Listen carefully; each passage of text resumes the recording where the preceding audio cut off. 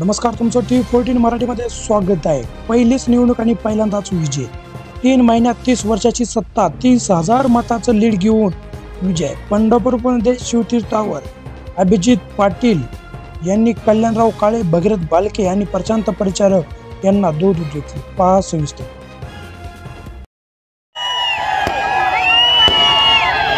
पंढरीच्या पांडुरंगाला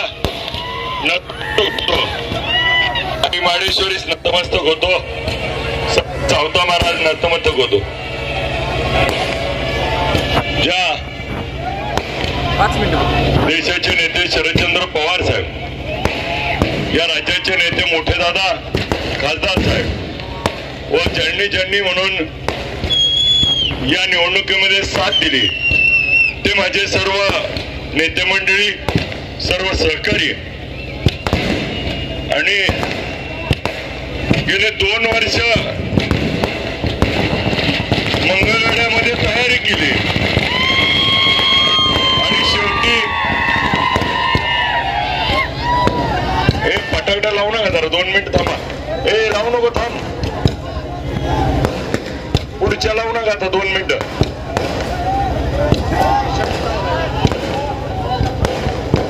हे नवीन लावू नको रे।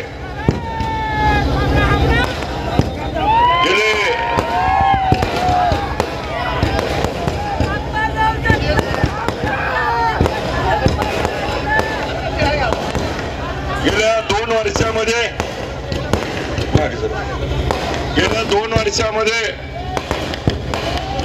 पवार साहेबांनी पंढरपूर मंगळवेढ्याची उमेदवारीचे संकेत दिले आणि 2 वर्ष माझे सर्व सहकारी, सर्व संचालक, गावगावचे आमचे सर्व मित्र सहकारी यांनी रात्रीचा दिवस करून 2 वर्ष मंगळवेढा पंढरपूरमध्ये तयारी केली आणि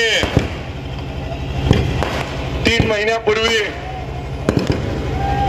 आपणच त्या ठिकाणी काही नेते मंडळींनी भेट घेतली आणि त्यांनी सांगितलं की परिवाराचे 2 आमदार होते म्हणून मी माढ्याची निवडणूक लढावी, म्हणून माझ्या सर्व सहकार्यांनी देखील तसाच प्रस्ताव दिला।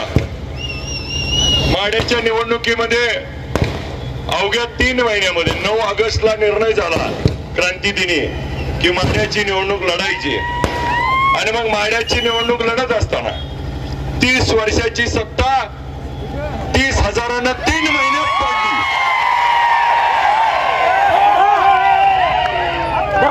3 महिन्यात त्या ठिकाणी सत्ता पाडली।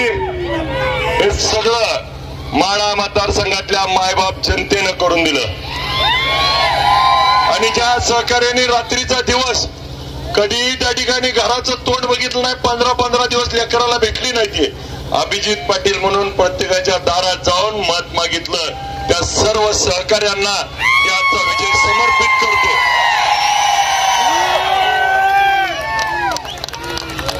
भले आपल्या इथं बघितलं की भल्यांनी आमदारकीचे स्वप्न बघितले, 2 वेळा पडली, पण जुळलं नाही। माझ्या निष्ठावंत सहकार्याच्या जीवावर पहिल्याच झटक्यात 30,000 बाजी मारली।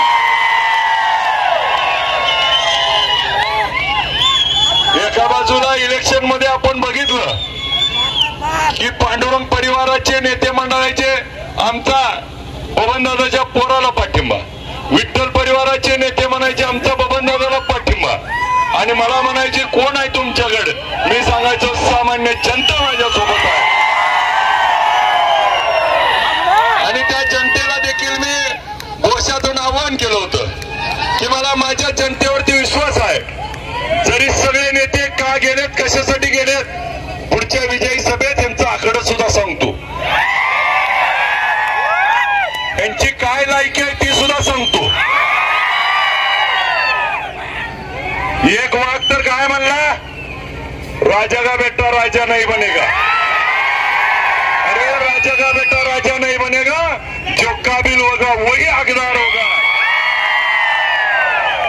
एक म्हणला इटलच्या चेअरमनला आमदार होऊ देत नाही, मुंबईला जाऊ देत नाही. त्याच्या गावात म्हणाव गेल्या वेळेस पवार साहेबांची मत होती आणि आता पण पवार साहेबांची मत आहे ती गाडी खाल्ल्याने वागू नको. गाडी खाल्ल्यानं गाडी खाल्ल्यासारखंच वागावं. माफ करायला जाऊ नये कोणाचं. तुझ्या गावात येऊन समाचार घेणारा काळजी करू पट्ट्या. लय सहन केलं, लय यांचं ऐकलं. सगळी म्हणायची जरा थांबा जरा थांबा. एवढं थांबलो पण ह्यांचं काही शेपूट वाकडं ते सरळ झालं नाही. पण मला माझ्या जनतेवरती विश्वास होता आणि माझ्या मायबाप जनतेनं मला त्या ठिकाणी पोरकं होऊ दिलं नाही आणि त्या ठिकाणी या राज्यातला असा निकाल लावून दाखवला की सगळ्यात जास्त मतानं जिल्ह्यात राष्ट्रवादी काँग्रेस शरदचंद्र पवार पक्षाचा आमदार म्हणून निवडून दिलं. आज आपल्या सगळ्याच्या प्रेमानं आशीर्वादानं मी आपल्याला एवढंच सांगतो, माढा मतदारसंघाच्या जनतेनं पंढरपूर तालुक्याची आणबाण शान राखली आहे. काही काळजी करू नका.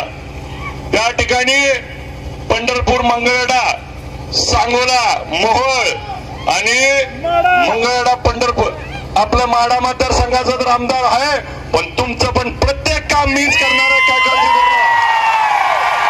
कुणाला कुणाच्या दारात जाऊ देणार नाही. जिथं गरज पडेल त्या ठिकाणी तुमचा आभार मागे उभा नसेल, त्यामुळे काहीच काय कारण नाही. आणि या पंढरपूर शहरात उभा आहे आमचं प्रशांत शिंदे मेंबर शेजारी उभा आहेत. मेंबर उद्याची नगरपालिका विठ्ठल परिवाराचीच. विठ्ठल कारखाना आता तर पटलं का मला, विठ्ठलचा चेअरमन विठ्ठलचा नेता असतो. विठ्ठलचा चेअरमन आमदार होतो, नेता तोच असतो. ही जनतेने ठरवलं होतं, नेत्यांनी ठरवायची गरज नाही. तुम्ही नेत्यांनी ठरवून आता जनता बदलत नाही. जनतेने त्या ठिकाणी मला बहुमान दिलाय. तो बहुमान भविष्य काळामध्ये कधीही त्या ठिकाणी खाली पडू देणार नाही. ज्या पद्धतीने विठ्ठल कारखान्याच्या निवडणुकीत लोकांना मान सन्मान मिळाला, तसा भविष्य काळात माझ्या या विधानसभा आमदारचा, आपल्या पंढरपूर तालुक्याचा, माढा मतदारसंघाचा सगळे प्रश्न त्या ठिकाणी विधानसभेमध्ये मांडून त्याला तोडगा काढून न्याय हक्कासाठी माझ्या कोणत्याही सहकार्यावर अन्याय होऊ देणार नाही, एवढा या निमित्ताने शब्द देतो. आणि माझं या निमित्तानं आव्हान आहे, आता तुम्ही आमदार नाही, मी आमदार आहे, नातीला काही नाही. आमदार नसताना मेळ लागू दिला नाही. आता तर 3 महिन्यात जाऊन मैदानावरून आलोय. तुमचा बाजार उरकीन, नादी लागू नका. मागच्या वेळेस देखील याच ठिकाणी विठ्ठलच्या निवडणुकीनंतर सगळ्याला त्या ठिकाणी विनंती करून सांगितलं होतं की आपलं आपलं मिटवू, पण जुळवून घेतलं नाही. त्याचीच पत्न आता भोगायला आली ती. जी मला म्हणला होता मुंबईला जाऊ देत नाही, त्यानं कुणाकुणाचं नुकसान केलंय त्यानं मानसिकता बघावी, नाहीतर आज 2 तुतारीचं विठ्ठल परिवाराचा आमदार झाला असतं. विभा कुणी वावला, पवार साहेबांच्या समोरच्या मीटिंग मध्ये कुणी फेल घातलं, पुढच्या सभेमध्ये मी सगळं सांगतो. तुम्ही तुमच्यात हाणाहाणी करायला लागचाल, त्याच्या पलीकडे काय लय बोलत नाही. मला ज्या जनतेनं मला निवडून दिलं त्या जनतेचे शतशः आभार मानतो. पंढरपूर तालुक्यातल्या सगळ्या लोकांनी, माढा मतदारसंघातल्या लोकांना जाऊन अभिजित आबा कसा आहे तो सांगितला, म्हणून त्या लोकांनी विश्वास ठेवला.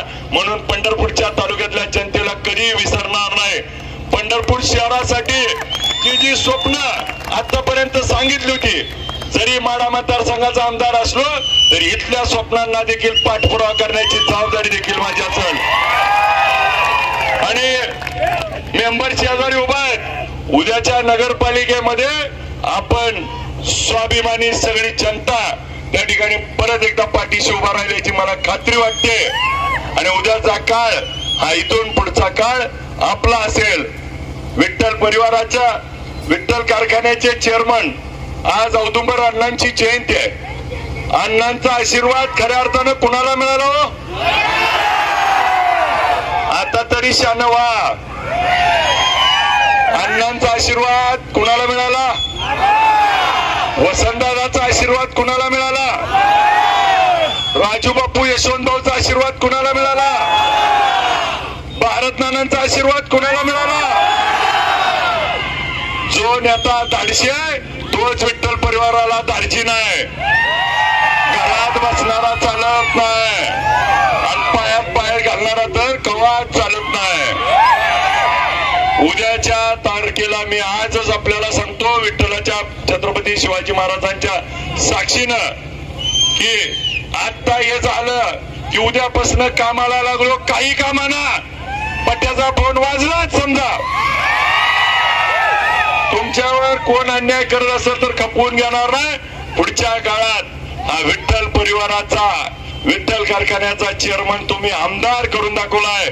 त्यामुळे आपल्या प्रत्येकाच्या काम करायची माझी जबाबदारी आणि कर्तव्य असेल त्याच्यात कसलीच कुसूर करणार नाही. माढा मतदारसंघात दिलेले शब्द पाळून पंढरपूर तालुक्यातल्या असलेल्या अडीअडचणीला जे जे प्रश्न आहेत ते सोडवण्यासाठी पुढच्या काळात मी कटिबद्ध राहील एवढंच या निमित्तानं वचन देतो. आणि पुढच्या काळामध्ये कुणीही घाबरून जाऊ नका. काय कोण काय करणार नाही. आता आपण आमदार असल्यामुळं आपल्या कोण नाती लागणार नाही.